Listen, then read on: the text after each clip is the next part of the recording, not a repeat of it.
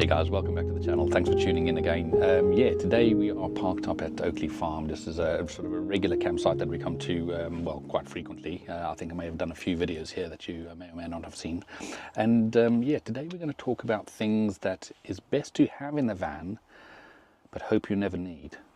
So just stick around for this one because some of these are quite important. But for now, we're going to just quickly put some water in the van. We're going to get set up. We're going to stay off grid today, and we're just going to power the van using a power station. So I'm going to plug the van straight into the power station and see how far we get. It's a bit of a warm day. Fridge is really pumping out as cold as it possibly can, cold beer. And let's see how long the battery lasts. Well, in order to plug the van into a power bank, we need the AC connector. Plug it straight into like a wall socket type adapter, and then your electric hookup cable will plug into here as normal, as if it was the van, and then we should be able to see how much we're drawing. Right, so the van's plugged in itself. So I've just got the let me just show you. I've got the cable running outside, and it's always good to keep the cable completely unwound as best you can so it doesn't heat up. Got this connected to the connector inside, and we're going to plug it straight onto the power station. So this is a Bluetti device. Got some DC charging at the moment, so let's turn the AC on, currently at 97%, and AC goes on, and let's see if it starts to pull some power. Oh, there you go. Yep, we are pulling 215 watts. And fridge is running. That's obviously charging up the leisure battery as well a little bit. So and then we've got some leisure battery being charged from the solar as well. So let's see how far we get. We are, as I say, off grid, and let's see if this Bluetti can do the job. I think for the ultimate test, let's put some hot water on. We're going to need some hot water at some point during the evening to wash up some dishes, or just wash some pots and pans, and potentially even have a shower. So let's put some hot water on and see how much that pulls on the battery. So as you can see, we are plugged into the electric hookup. So let's turn that back on. Let's go to the hot water setting. In fact, let's go to the source at this point, because we want to change our source from gas through to electric 1. And if I click on electric 1 and go back to the water, press on that, currently off, put it on eco, hit go, and that should get the trimmer system kicked into touch. And let's see what impact it has on the battery. So let's go back down to the battery and wait for it to kick in.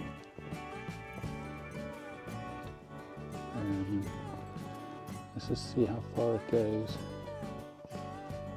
Just about clicking in now. There we go. Bang, straight up to 1 kilowatt worth of power. So so the trimmer system you can choose either on the EL1, which is the 1 kilowatt of power, or EL2, so you can actually pull 2 kilowatts of power. I'm wondering if we should give the battery a good push. So let's pump that up. All right, so let's go back to the source of here, and we're going to say EL1, EL2, and turn that on there. And that should, in theory, let's go back down to the battery. Yeah, there we go. That is now pumping. So they're getting almost just under 2 kilowatts on there. So 0.9 of an hour. Naturally, that's going to pull a lot of power and very quickly from the battery. So we won't leave it on too long. Let's drop it back down to a kilowatt and see where we go. Okay, the first item I want to talk to you about of things to have in the van, and hopefully you'll never ever need, is naturally a fire extinguisher. You know, there's obviously loads of different types of fire extinguishers you can get. I'll pop one or two on the screen at the moment. But yeah, it's always good to have something close to where you are cooking, obviously. Naturally there's gas on board on the van, there's electric on board, there's water on board, and I think the mix of all of those items together in the wrong combination could be quite dangerous. So always make sure that if you've traveled, and this doesn't apply just with camper vans, this goes with in your kitchen at home, accessible, in your car. There's no harm in having. I mean, they are quite small these days, so yeah, and they can pack quite a punch in terms of being able to put out a fire if caught quickly enough. Naturally, if you're not sure about using it and your van burns out and takes flame, yeah, just step away from it. Just don't try and stop it, and don't try and get too close if you're not going to use a fire extinguisher. So, yeah, always. Safety for yourself first. Vans and stuff can be replaced. Yeah, humans can't. So yeah, make sure it's always easy enough to get to and accessible. And yeah, that's item number one. With as I say, with gas on board, it's you need to be in a secure gas locker, and you need to make sure that you've got the correct plumbing in for the van. Equally, with being in a gas locker, you need to make sure that you have the appropriate sort of air vents around the back there. I don't know why I've got a hammer in the back here, but yeah, be that as it may. And yeah, make sure you've got sufficient air vents that if there is a gas leak for some reason, that it leaks out to the van and doesn't remain inside the van, potentially causing a bit of a hazard. So yeah, you don't want to have any sort of gas problems and that you require to use the fire extinguisher. So yeah, that's fire extinguishers are incredibly important to have, guys, and again, hope you never need it. Right, for item number two, and staying on the theme of gas, it's vitally important if you are having a gas or any type of gas or burner of sort in the van with you, you make sure that you cover yourself with a carbon monoxide alarm. You can't always smell that carbon monoxide, so it's always good to make sure you're covered from this perspective. Test it regularly. You need to simply just press this button. I'm not going to do it now, but simply just press that button, hold it in for a second or so, and yeah, that'll sound the alarm and tell you that the battery is good. So yeah, also incredibly important. Also, as you're sleeping in a very confined space, make sure you've got the appropriate fire alarms.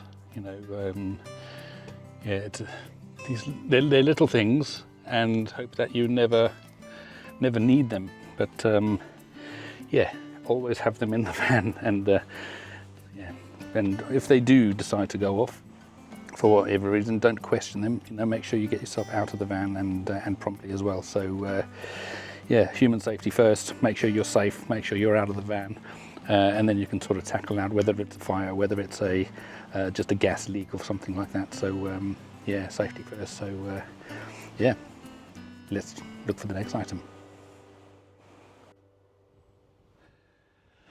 Right, the next thing that is a good thing to have in the van, and hope again you never need it, is honestly, guys, it's a first aid kit. These things they're as cheap as chips nowadays, and absolutely vital.